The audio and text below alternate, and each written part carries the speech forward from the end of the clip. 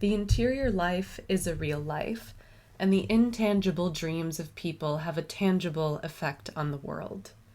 That is a quote by James Baldwin, which I actually read in Jason Reynolds' book, For Everyone. That's a book that I highly recommend, by the way. It's a really good read if you're just looking for some inspiration to follow your dreams. Hello, everyone. Welcome. Now, I meant what I said about new episodes on Fridays, but today is a special day. It's my birthday, Monday, June 9th, so I thought I would record a special birthday episode for you. And that's also because I have a ton of exciting stuff to share with you that I just couldn't wait until Friday to share with you. So, welcome to my birthday. I'm glad you get to spend it with me.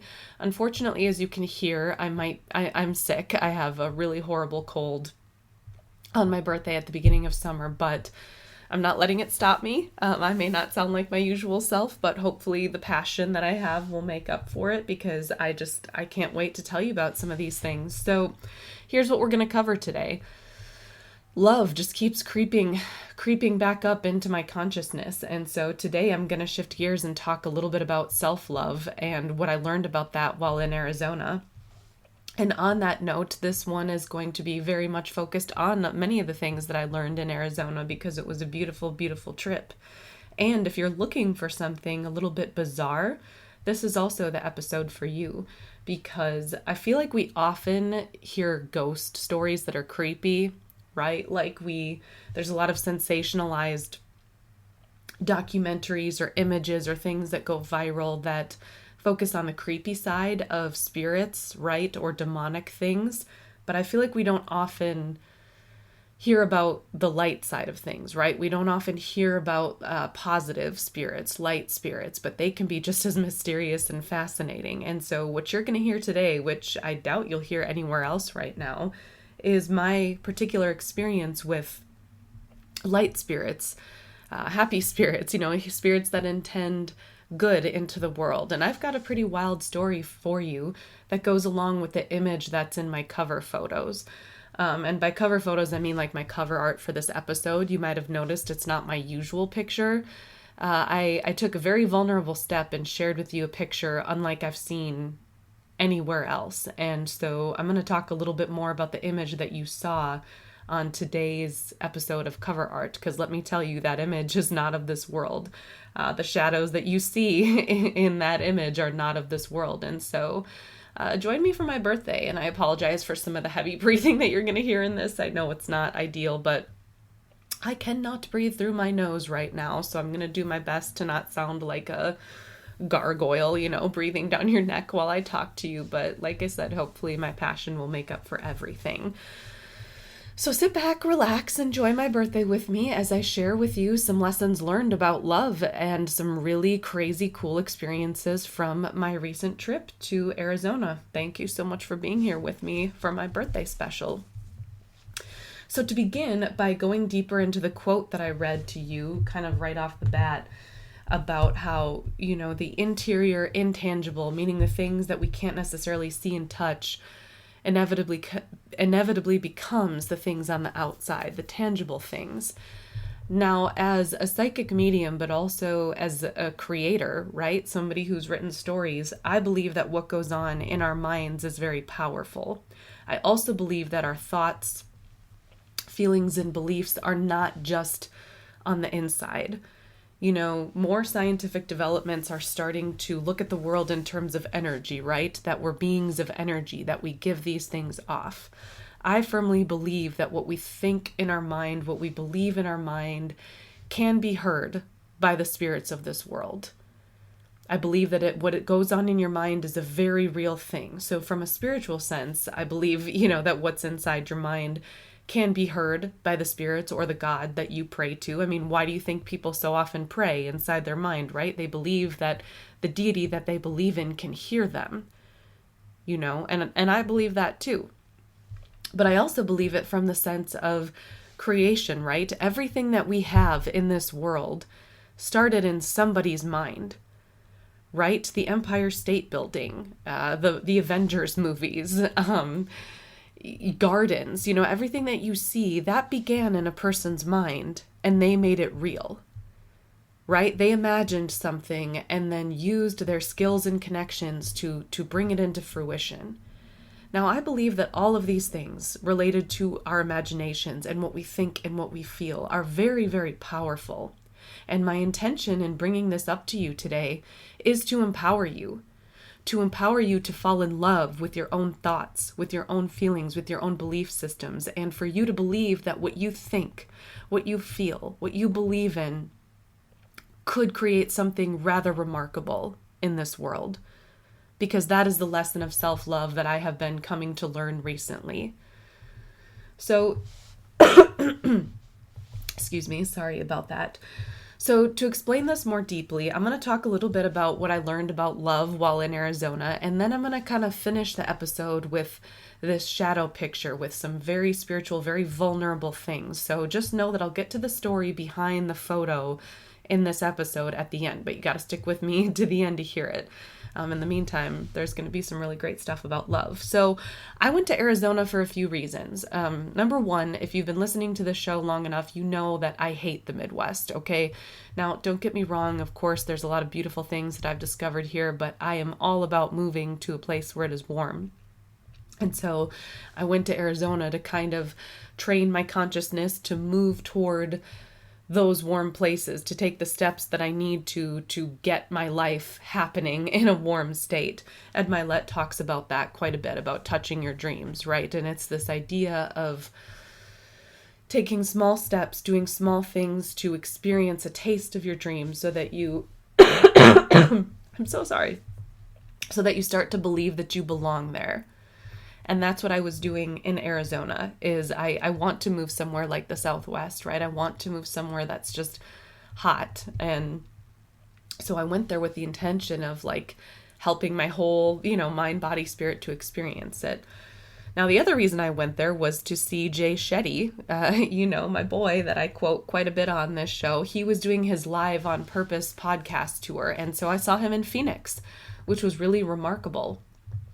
And that brings me to the first thing that I wanted to cover with you in this episode about self-love. Now, I don't spend a whole lot of time on social media, but when I was in Phoenix, I really wanted to know who Jay Shetty's surprise guest was, because everywhere that he went on his tour, he would have a surprise special guest, right? Like he had Jimmy Kimmel, I think, when he was in California.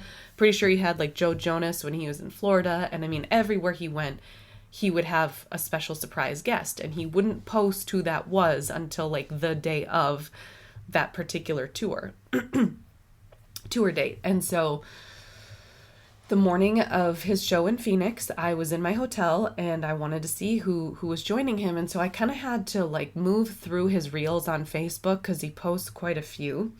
And as I was going through looking for his special guest, I came across this video that he posted, right? You know those videos on social media where often influencers will have a short snippet of saying something inspirational that they want their listeners and followers to pay attention to. And this particular reel caught my eye that Jay Shetty did because he started talking about self-love, and he was painting these scenarios of, every time you're heartbroken and you need a friend, be that friend for yourself. Every time you feel like you've failed, be the friend that tells you that you didn't fail, that you learned. Every time, and I'm paraphrasing this isn't a direct quote, but it was basically that idea where it's like basically any time you are in need, be what you need. Be that comforting friend. And now this is the part that really, really hit hard. So lean in close as I say this. He said, you need to be the person who loves you most in this world, because nobody else will ever love you perfectly. They can only love you honestly. I'm going to say that again. What Jay Shetty said was, be the person who loves you most in this world, because nobody else can ever love you perfectly. They can only love you honestly. Wow. That one really hit hard. And what's interesting is what I thought of at first was actually not the ways that people have loved me or tried to love me and maybe didn't in the way that I needed. I actually thought of myself and the way that I'm loving other people. And it actually took the pressure off. Because if you're a perfectionist like me, you often feel like you're never doing enough, right? And some of my biggest insecurities that come out, like with my husband, where if he's upset about something, my go-to is, well, what I did wasn't enough to help you. I'm not there for you enough. And I often internalize, a lot of his feelings or the feelings of other people I love, or something happens with my kids, and it's like, I guess I didn't do enough. I think a lot of us feel like that. We feel like we're not enough or we don't do enough in our love for other people. But when I heard Jay Shetty say that nobody can ever love perfectly, they can only love honestly, it was like, whoa, huge weight lifted. Because I can genuinely say that with the people to me closest to me in my life, like my husband and my children, I have loved them honestly. And what that looks like for me is being honest about my feelings about what I think is best for them or wanting to help them, or being honest in the way that I treat them. And it has to do with everything, the ways that I think of them, whether it's picking something up at the grocery store or trying to sign them up for an activity they love or whatever it is. I've loved them honestly in that way, and that I'm honestly doing the best that I can to do the everyday things that help them feel seen. I'm doing that. But the other ways that I've loved them honestly is I'm living an honest life. And what I mean by that is that I am the same person everywhere I go. And that's something I'm proud of, because I used to be a pretty big liar because I was ashamed of a lot of parts of who I was. But you're going to get the same Jenna, whether you're listening to me on a podcast or you're at Thanksgiving with me, or you're going to Arizona with me. I'm the same motherfucker everywhere I go, okay? Like, I am me. I don't change.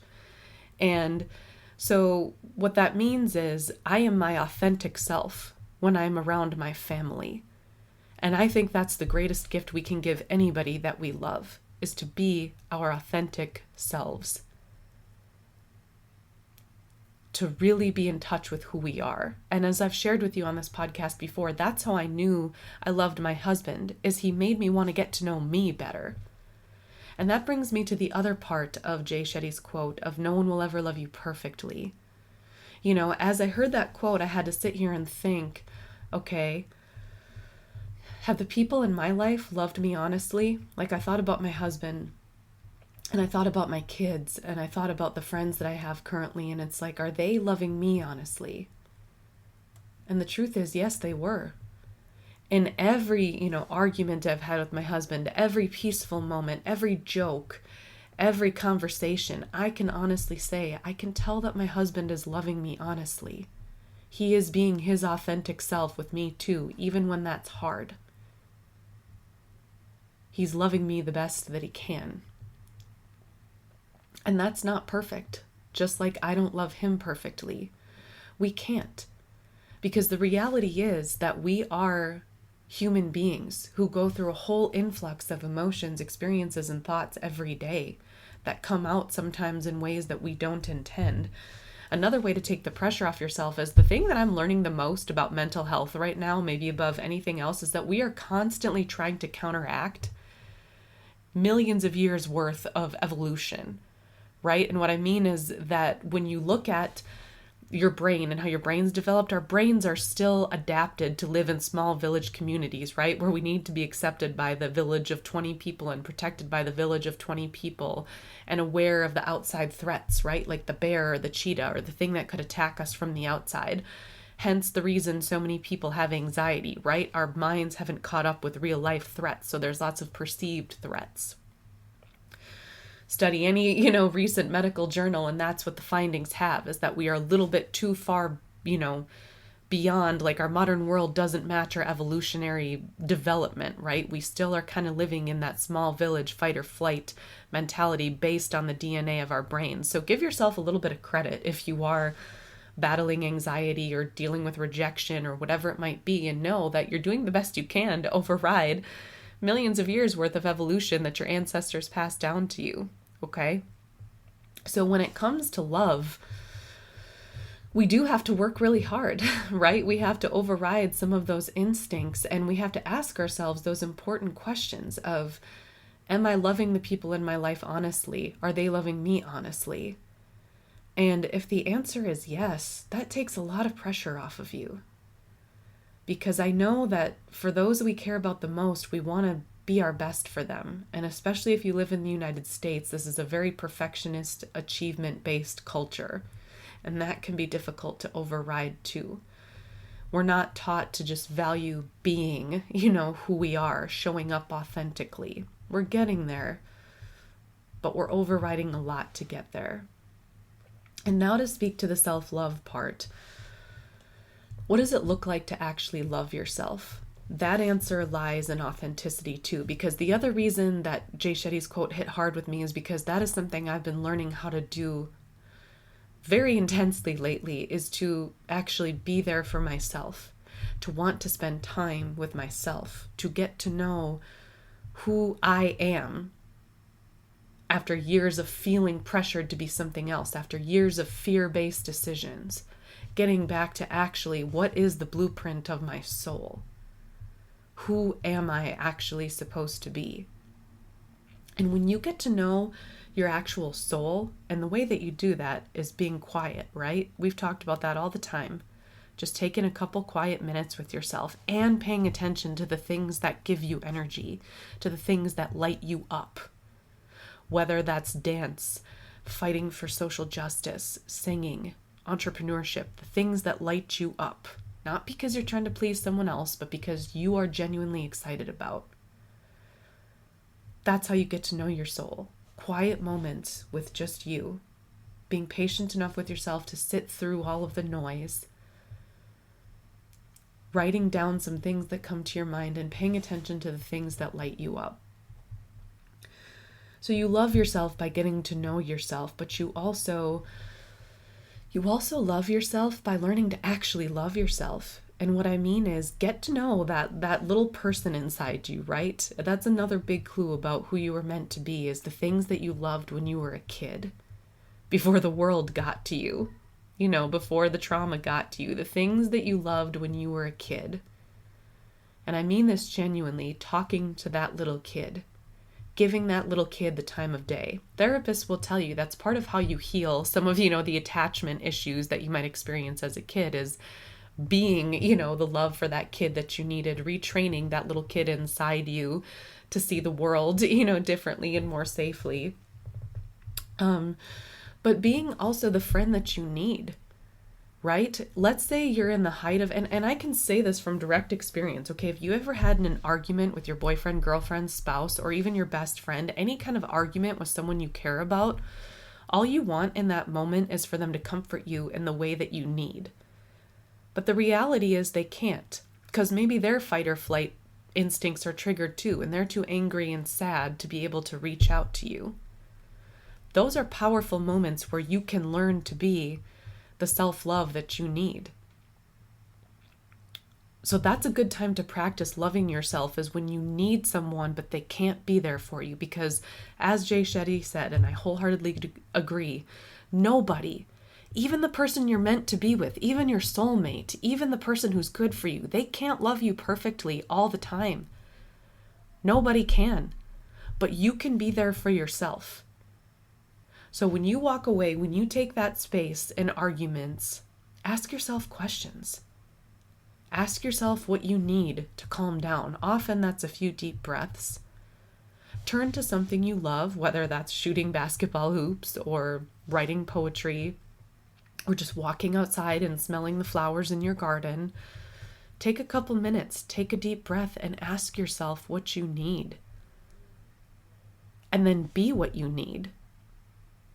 I recently heard Humble the Poet on Ed Milet's podcast, and Humble the Poet was talking about his new book, Unanxious, which I intend on reading soon, but I haven't yet. But he talked quite a bit about the book on this podcast episode. So based on what I heard on the podcast, I highly recommend you check it out too. I have not read it yet. I've only heard the author talk about it, but it sounds really, really good. So Unanxious by Humble the Poet. What he talks about is that, and something he highlights in the book, is that We're often taught that our anxiety is kind of like a delicate flower, that our mental health is a delicate flower and it should be treated, gently. And to an extent, that's true, but it's also not, right? Our mental health is there to protect us. It's actually a pretty tough thing. Anxiety is a really tough thing. It's literally our defense mechanism, right? So, one way that we can love ourselves, and this is what Humble the Poet talks about, is when we get triggered by something and we're really upset, he says, do what you need to soothe yourself in the moment. And so I just gave some examples of that, right? Whether you're a writer like me, or you have a garden, or you shoot hoops, or you take a walk, do what you can to self-soothe. And then maybe the next day, the next minute when you're feeling good, start asking yourself questions. Ask yourself, okay, what was that? Why did that upset me so much? Give yourself the time of day. You love yourself by asking yourself questions, asking yourself the questions that you need those who you love to ask you, but they can't always do that. Learn to ask them for yourself and to be patient enough with yourself to get the answers, because a huge sigh of relief came to me when I heard Humble the Poet go on to say that the things that make us jealous or anxious can often tell us a lot about who we are. So instead of getting frustrated or angry with yourself for not overcoming feelings you wish you would overcome, take a deep breath, soothe yourself, and then when you're calm, start asking yourself questions. Why did that make me jealous? Because let me tell you something. I'm sure I probably have some insecurities, okay? I acknowledge that, but I'm also a very jealous person with my husband. I never used to be. And I trust him, so it's not like I don't trust him, but it's I get jealous of past girlfriends and stuff like that. Anybody who's ever hugged him, I'm like, nah, and again, I'm sure I probably have some insecurities. I don't control him. It's just, I can fully say I struggle with jealousy with him. And I used to be embarrassed by that, but now it's I'm just going to own it. I'm just going to admit it. Yep, I get jealous. And maybe a way to not be so harsh with myself is to ask myself, well, why do I get so jealous about things of the past with him, or people who find him friendly, or just whatever it is? It's well, because I value monogamy now, right? I value just having a special bond that only we share, and that's not such a bad thing, right? To value that. And so again, I'm working on it, right? But the things that make us jealous or envious can often tell us quite a bit about who we are. And so how all of this relates to love is that I highly recommend that you, number one, take the pressure off yourself when it comes to loving people perfectly, because we just can't. We can only love people honestly. And if you take a look at your life and those who are close to you and ask yourself, have I been loving them honestly? Meaning, am I showing up as my authentic self? Am I speaking the truth to them? And if you are, pat yourself on the back. That's all that you can do, is show up authentically and commit to your own personal growth. And if the answer is no, that you haven't been showing up authentically, that's okay too. But ask yourself why. What maybe needs to align a little bit better so that you can show up authentically? What do you need to maybe respectfully say to the people you love that you maybe haven't said? Or what shift do you need to make in your life so that you don't feel like you're running from something, or that you have to wear a mask in a particular place? Because I think that's the best way to show up for the people we love, is to just show up authentically as who we are. And take the pressure off yourself when it comes to feeling like you need to be perfect, because we can't. Nobody can love us perfectly. And spend some time getting to know yourself better. Spend some time learning that self-love that Jay Shetty was talking about. And the way that we love ourselves, honestly, is just to give ourselves the time of day. It's the stuff that I talk about on here all the time. Ask yourself questions. Be patient enough to learn the answers. And love yourself by giving attention to the things that light you up. Don't ignore the things that feed your soul. Give yourself the time to do them whenever you can. I promise you are not too busy. You are not too busy to give yourself the time of day for the things that you love. Even if the only time that you can find is when you're in the bathroom, read that poetry book. Read that book by that brilliant entrepreneur. Start writing down on Post-its those things that you're passionate about, those plans that you have, I promise you can make time. There's always a way. There's always a way to make time for the things that you love. So the reason why this lesson became clearer to me while I was in Arizona, and this is the other reason I took the trip, is because I don't get a whole lot of time to think. But one of the beautiful things about taking this trip with my husband is that I got time to actually digest the things that I was learning. So that was the other thing that I did in Phoenix, is I sat by this beautiful pool with these beautiful palm trees, and I thought about the things that I was learning. Both the things that I was reading, but also what I had been learning like on the internet from Jay Shetty and also from his live podcast tour. I had time to think. And that was a beautiful thing. Which brings me to the other place where I had to think. Excuse me. And that was Sedona, Arizona. That was the other place I wanted to visit while I was there. And the reason that I wanted to visit Sedona, Arizona is because it is known as basically like a spiritual hotspot. Now, let me say this first. Like many places in the United States, Sedona was held sacred to the Native American people, the indigenous people who lived here before colonists came, right? And specifically, what I was looking at in Arizona, or the places I wanted to see in Sedona, were the spiritual vortexes. And I'll talk about those in a minute. But I do need to say that these spiritual hotspots, these vortexes, and maybe I'll just explain them first like this. What a spiritual vortex is it's a place where the earth's energy is very powerful, right? So I was talking about how, as a psychic, I believe that we have very powerful real energy that we give off. And that's basically how psychics work, right? Is we read the energy of the person that we're doing a reading for. We use our own energy to kind of tune into theirs and pick up on their energy.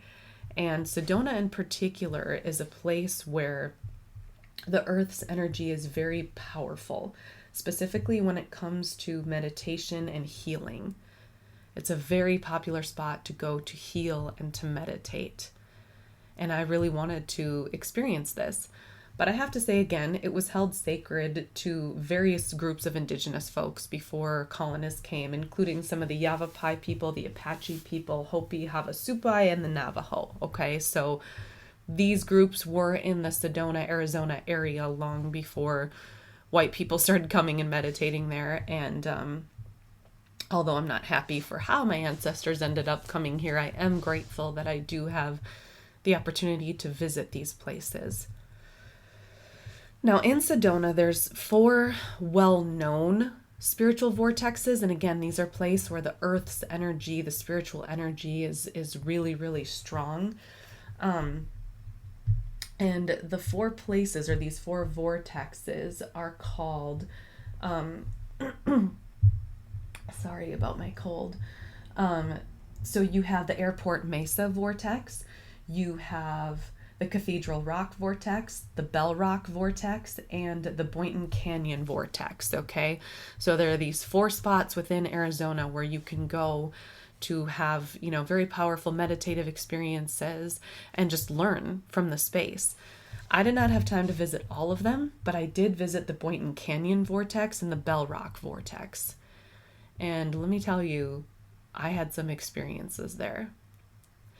Now, before I get into what my experience was there, I have to tell you a little bit more about my spiritual experience. And this is where this episode gets very vulnerable. So know that I'm putting a lot of trust in you right now and sharing this part of who I am with you, because it's incredibly vulnerable and realizations that I'm just coming to now. But my intention with sharing them with you is that hopefully my experiences will inspire you to, explore your own spirituality and your own inner self. And so when it comes to my experience as a psychic medium, a lot of that is just tuning into my own energy. So I meditate quite a bit. And what meditation looks like for me, because it looks different for different people, like there's a few different ways that I practice meditation. One is that I journal. And that's a way for me to really focus my thoughts. So I'll journal, and I do that when I try to manifest. So by manifest, I mean like make my dreams a reality, right? Like I'll write them down. I will envision the things that I want to happen happening. So I meditate by journaling. Sometimes I'll journal when I'm asking myself questions, where like if I have a really deep question that I need to answer and I need to connect with you can call it your team of light, your light guardians. Those are, you could think of them as like your guardian angels. I do believe that there are spirits that follow us, that when we are born, that when we come into these bodies, we have guardian angels that surround us and help us throughout our lives.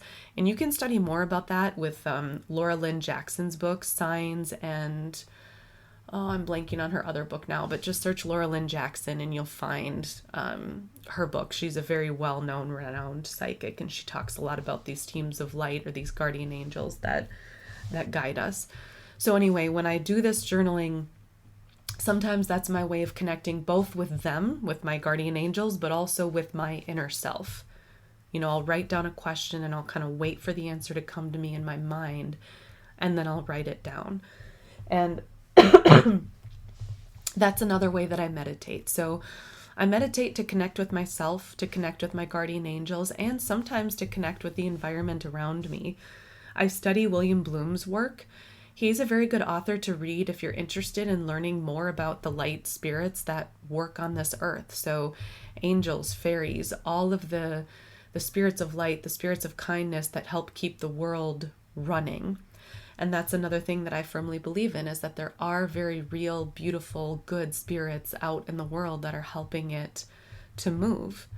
And so sometimes when I meditate, whether it's outside, it can be very quick. Like I'll just be standing sometimes and close my eyes and take a deep breath and try to connect with the light spirits that are there.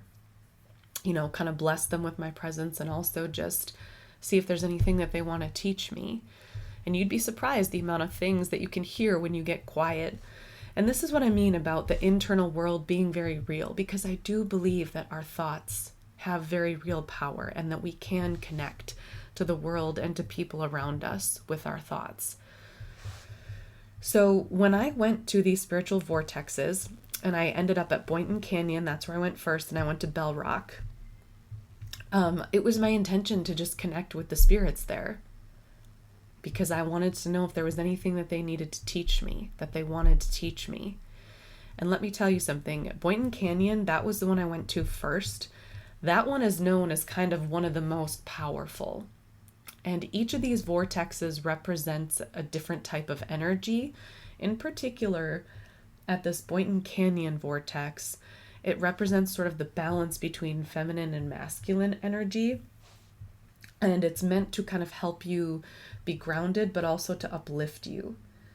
And it's also said to be guarded by a very powerful spirit. So Boynton Canyon was the first place that we visited in Sedona. And as my husband and I walked, the other nice thing about these vortexes is that you don't have to be a hardcore hiker to get there.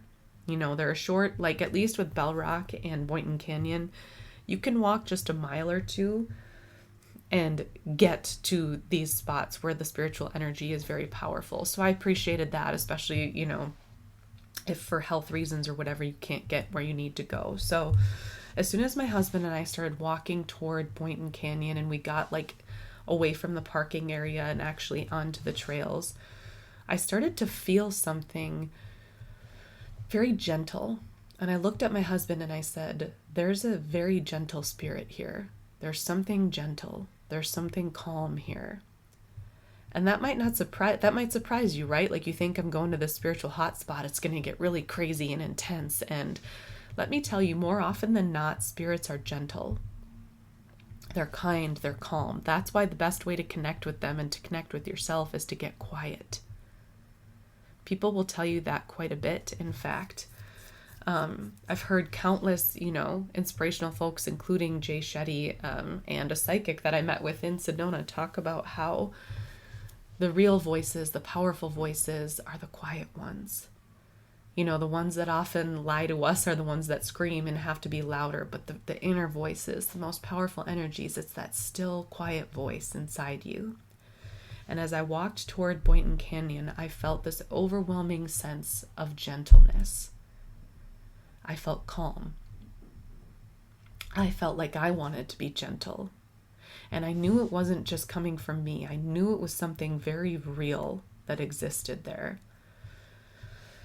So we kept walking until we were actually up on one of the rocks. Sedona has a ridiculous amount of beautiful red rock formations, and I highly recommend going to see them, even just to see them, because they're so beautiful.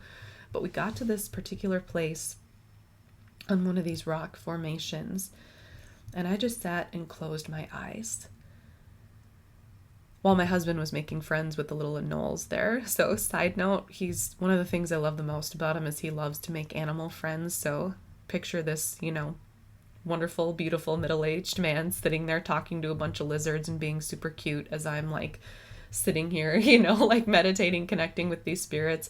I believe both of what we were doing are meditative experiences in their own ways, and it was a very sweet thing. But back to my sitting on this rock. I closed my eyes, and really, like, the more that you get used to getting in tune with spirits, the more quickly they come to you, the more quickly you can connect with them. And really, it's a matter of just listening. And what I'm going to say is, after a couple minutes of just breathing and closing my eyes and trying to just listen, I could hear a voice in my head. And I knew that it wasn't mine. You kind of can recognize, just like the difference between your friend's voice and your own voice. It's kind of like that with the spiritual voices.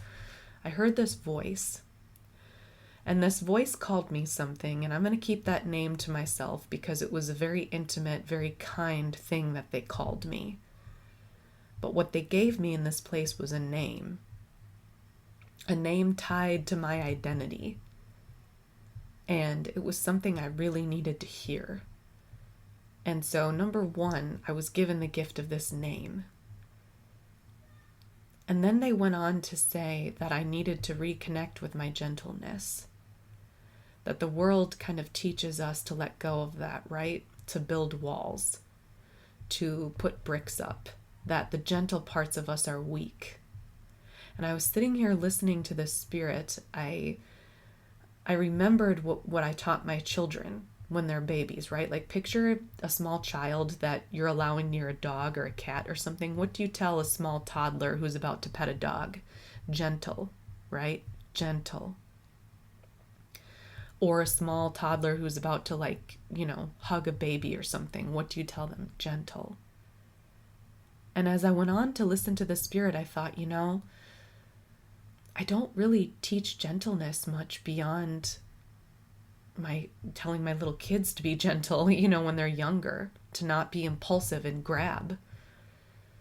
It's a lesson we forget into adulthood, to be gentle, to not just grab at something, to not just snap and act on instinct, but to step back and to be gentle. So as I sat there, I needed to hear, excuse me, and this is maybe where I was out of balance. I needed to hear that I needed to get back in touch with my own gentleness, that I needed to approach life with gentleness. And what that looks like for me is taking a breath and just remembering how precious the people who I'm talking to are, how precious my husband is, even in the heat of that argument, how precious my children are, even when they're being bratty to me, how precious just the earth is.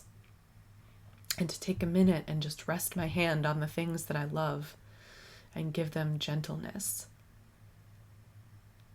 And this was the message that I received at the Boynton Canyon, to be gentle. And then, for whatever reason, I felt the need to take a selfie as I was meditating on this rock. I don't know why, but I just all of a sudden wanted to take a selfie. But this is where it gets borderline kind of creepy, okay? So if you're into spirity things, really lean in at this point. So I'm sitting on this rock in Boynton Canyon, and I hold up my camera, and there's a shadow. There were no shadows where we were sitting. We were in direct sunlight in Arizona. But there was a shadow that appeared on my camera, and it was over my face. And no matter where I moved the camera, the shadow stayed in the same spot. Typically, shadows will move, right? This shadow did not. It was covering half of my face. And I knew, even as I was holding my camera, I was like, oh shit, this is not a natural shadow. This is not a human shadow. This is not a tree. There are no trees by me. This is a thing. This is a spirit. And I knew as I was holding up my camera, because I could see it in the lens of my phone before I even took the picture, right? Like I could see it in my camera. And I knew I shouldn't look too long at it. Like I just had this feeling like I shouldn't stare at it. So I took a few photos and then put my phone down. I didn't say anything to my husband in that moment, but it was like, oh damn, I got to tell him something later. And so set the phone down, continued my meditative experience. The overall thing was to be more gentle, right? And I really appreciated that, right? That was kind of my takeaway from the Boynton Canyon, is to be gentle. And I was grateful for that meditative experience, because you don't, and I'm going to say this, okay? You don't have to go to spiritual vortexes to meditate and to connect with your guardians. You can do it anytime. The reason that I wanted to go is because I'm a psychic, right? So just as like football fans want to go to the Super Bowl, I want to go to where this spiritual hotspot, okay? So let me make it clear that you do not have to go to spiritual vortexes to connect with your guardians or to meditate or to develop psychic abilities. You can do that from anywhere. I just wanted to go because for me, Sedona is like the Super Bowl of psychic energy. So for me, that's what it was. And damn, did I have an experience. And so I posted one of those pictures in my episode cover for you today so you can see it. I promise you, I did not edit that photo. Get this, actually, Google didn't like it. So the funny thing about these photos is that so I have a Google Pixel phone. It actually tried to edit out this shadow. So what I had to do to capture it, so like when I was scrolling through the selfies that I took where this shadow was there, I had to actually take a screenshot before it disappeared. Because if you have a Google Pixel phone or any kind of fancy phone, you'll know what I mean. But if you don't, I'm going to explain it. Sometimes it'll catch like moving shots, right? Like the camera phone will like, when you're taking a picture, it'll have you moving a little bit and then show you the still version. So Google captured the shadow like moving, but it edited it out. It didn't like it. It was like, nope, this isn't supposed to be here. And so to catch it before it disappeared, I had to screenshot it again. So please know, I did not edit this photo. It's a Google Pixel phone, so naturally, like the colors are a little bit enhanced, but this shadow that you see in the image was not me. It was not anything I edited. It was a very real spirit that was there with me. So let me talk about this shadow for a minute, because I promise all of this relates to the whole love theme of this episode, as well as the episode's title, The Shadow, because it doesn't end here. So when I first saw this picture, I thought, well, number one, it was like, ugh, like it was really cool, but kind of creeps me out because I've never seen anything like it. And I'm going to say this, whenever you've seen, in a book or some newspaper article or paranormal thing, like when people try to catch pictures or images of spirits, very rarely are those spirits actually like on someone. What makes this photo very unique is it's blacked out half my face. That's why it scares my husband, is it's literally changed my appearance. It's on me. It's not something I took way in the distance. It's on me. Okay? It's right there. And that's what's really unique about it. I have not seen any photos in my life of spirits that were on people like that. Okay?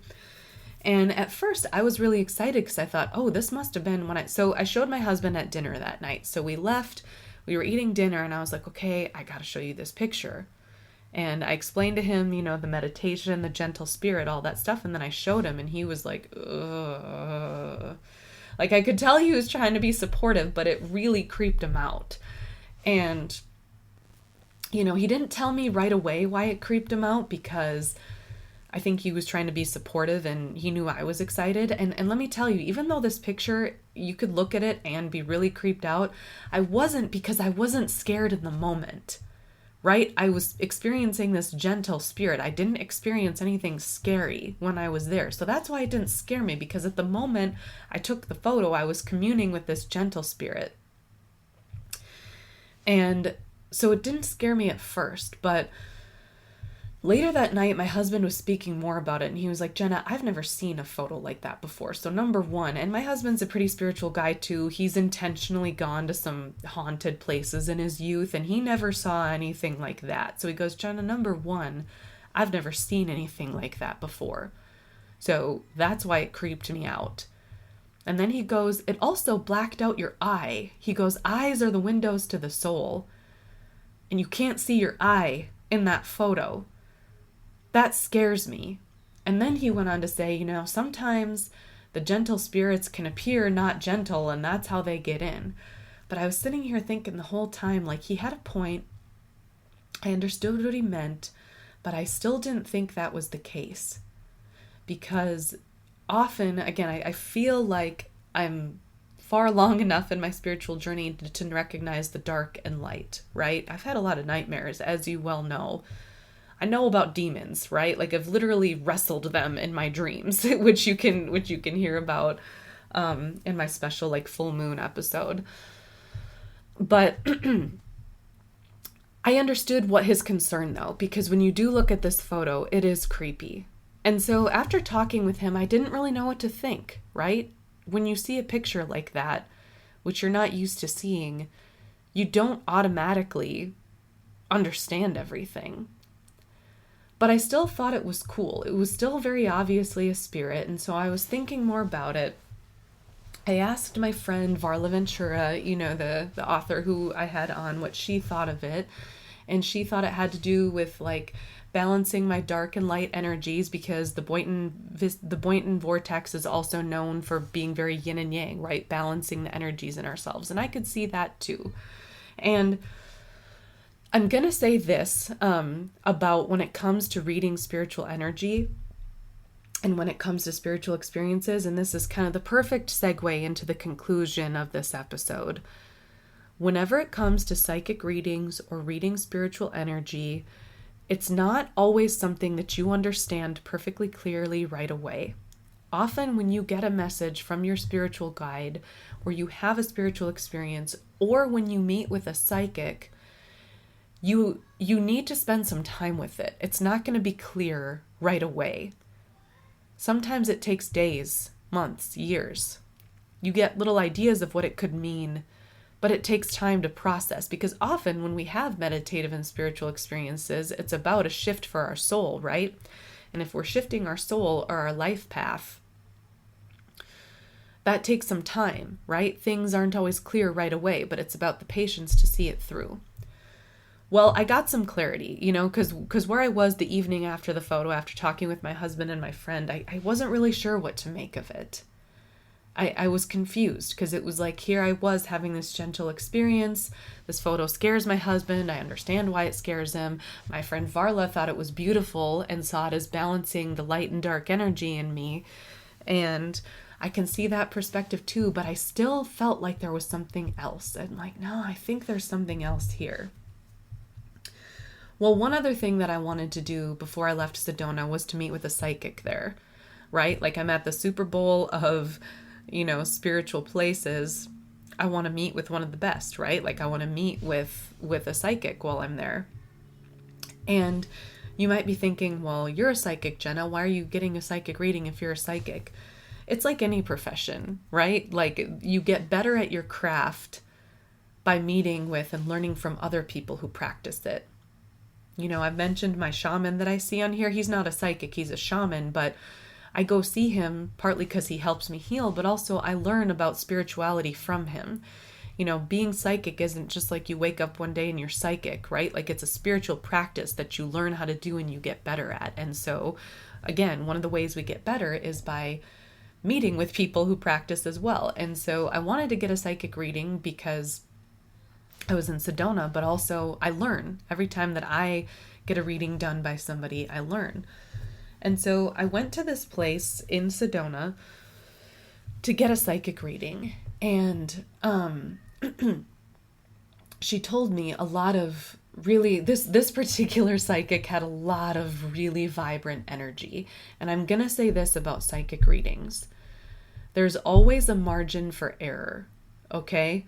You can have the best psychic, but they also are their own person with their own biases and their own lens through which they see the world. It's the same thing with a therapist.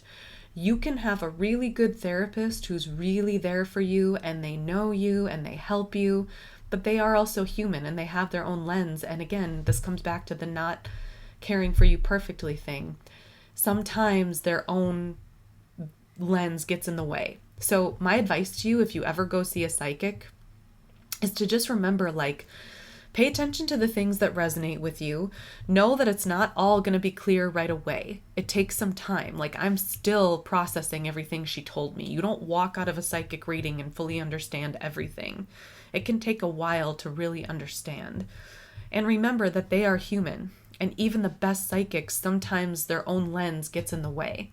And this has been my experience. And just because a psychic might be a little bit off with something doesn't mean that their reading wasn't good or that they're not a good psychic. It's like, no, all of this spiritual work, there's a margin for error, right? Like, and anybody who tries to tell you that they can read perfectly is probably lying to you.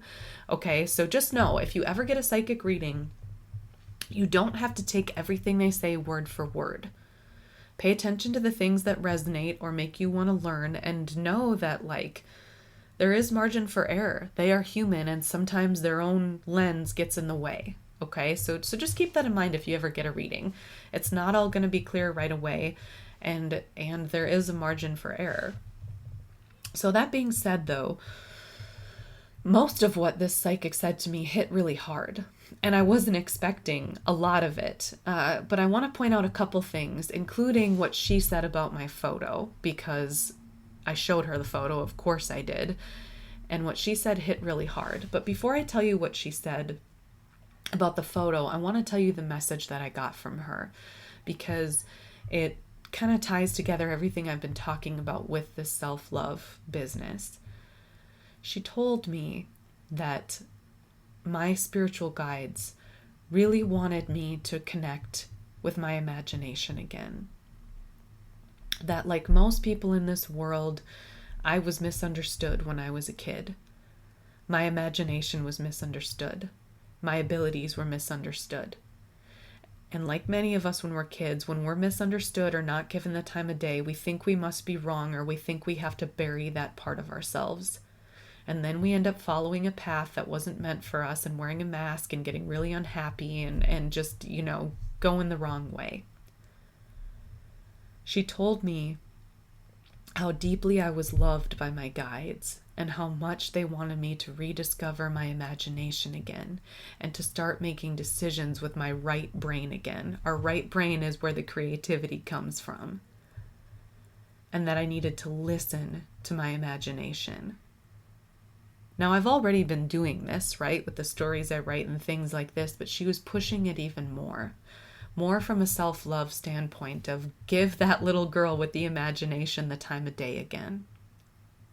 And that's where I'm getting this message that I want to tell you. Just because somebody didn't understand you when you were a child, or maybe doesn't understand you now, does not mean that you're wrong or that you need to bury yourself. You will only be happy when you are living authentically. You will only love yourself and those you care for the best when you are being yourself.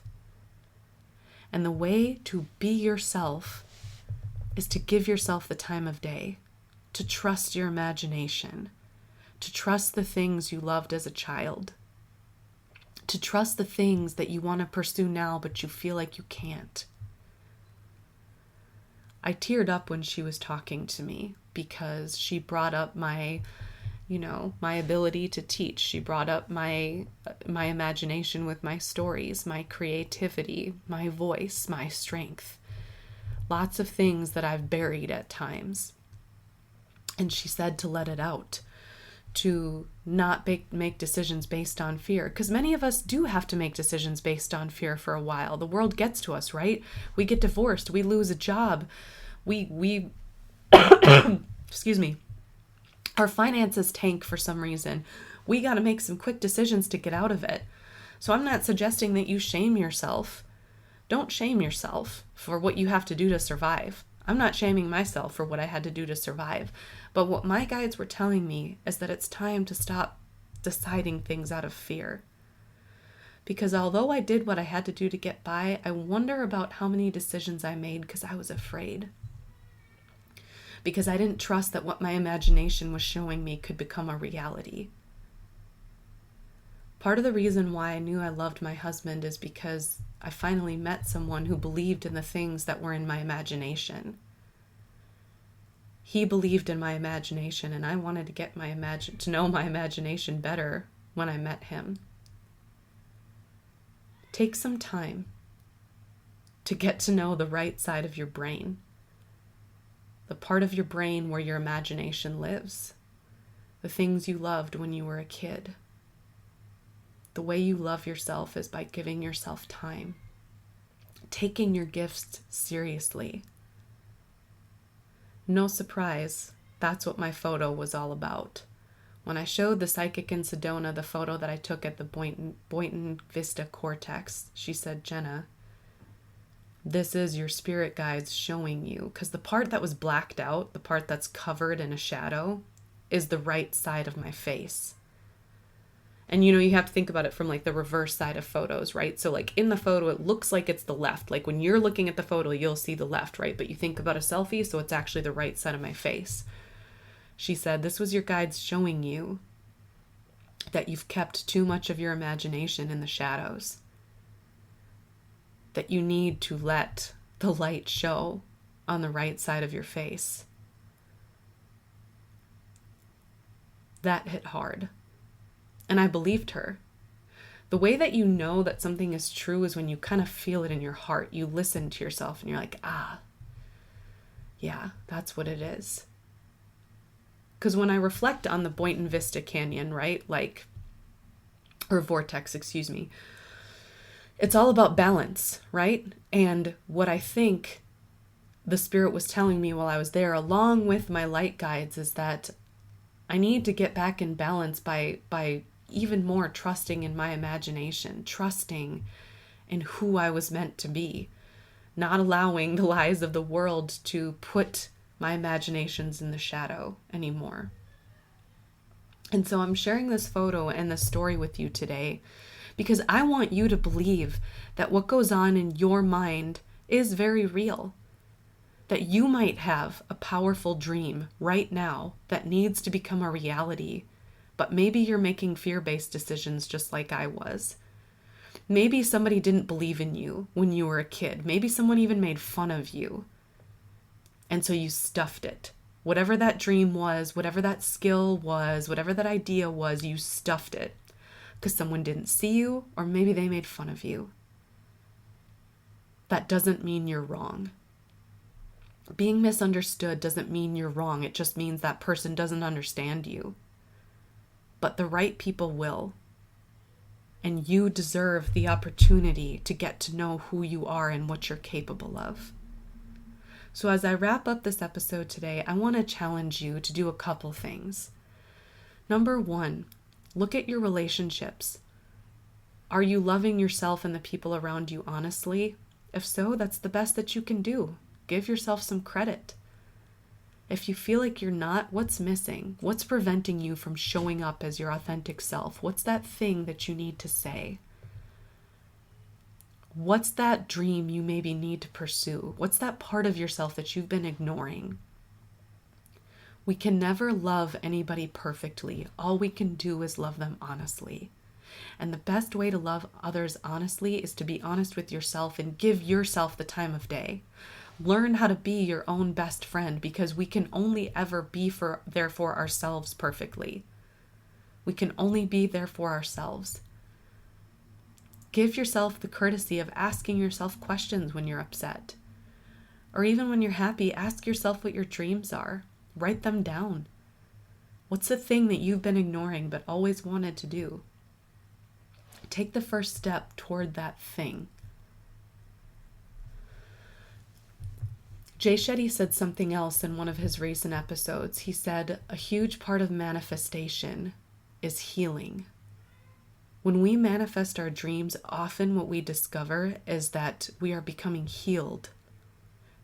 because our dreams are tied to our identities. And I can say from direct experience, the more that I've pursued my dream of being a creator of stories, the more that the creative parts of myself that were stuffed and ignored have healed. I used to think my ideas were stupid. At some point, somebody made me feel like my story ideas were stupid. But the more that I've pursued this dream of writing more and more stories that transform the world, the more that I've come to love myself and heal that little girl who was made to feel stupid for having an imagination. You will find that the more that you try to manifest your dreams, the more that you heal yourself. And healing is a huge part of manifestation. And that's what I learned in Arizona. I also visited the Grand Canyon again, saw a rainbow there. That's also pretty beautiful. Not something you see every day. And so I had a lovely trip. I think the Boynton Vista Canyon image stood out the most, but I was very grateful for that trip because I got some one-on-one time with my husband. I got one-on-one time with myself. It was warm. I met lovely people there. I saw Jay Shetty in the flesh, which was really, really cool. And I did not leave that trip the same way that I came.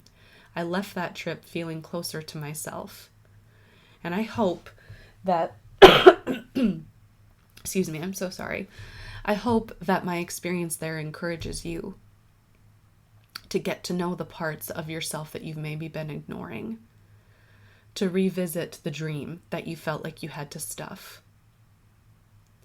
So go back and listen to this one again if you need to. I covered a lot of things and I let it go on a little long because it's my birthday, okay? Today is my birthday. It's a big day. I'm going to record a double-length episode and I'm going to show you this crazy cool photo in hopes that it will inspire you too. So thanks for coming. Thanks for joining me on my birthday. I'm really happy to reconnect with you, and because this is a bonus episode, you can also look forward to another episode on Friday. I will be back with you every Fridays. So happy birthday to me, and thank you again for joining me, and I will talk to you Friday.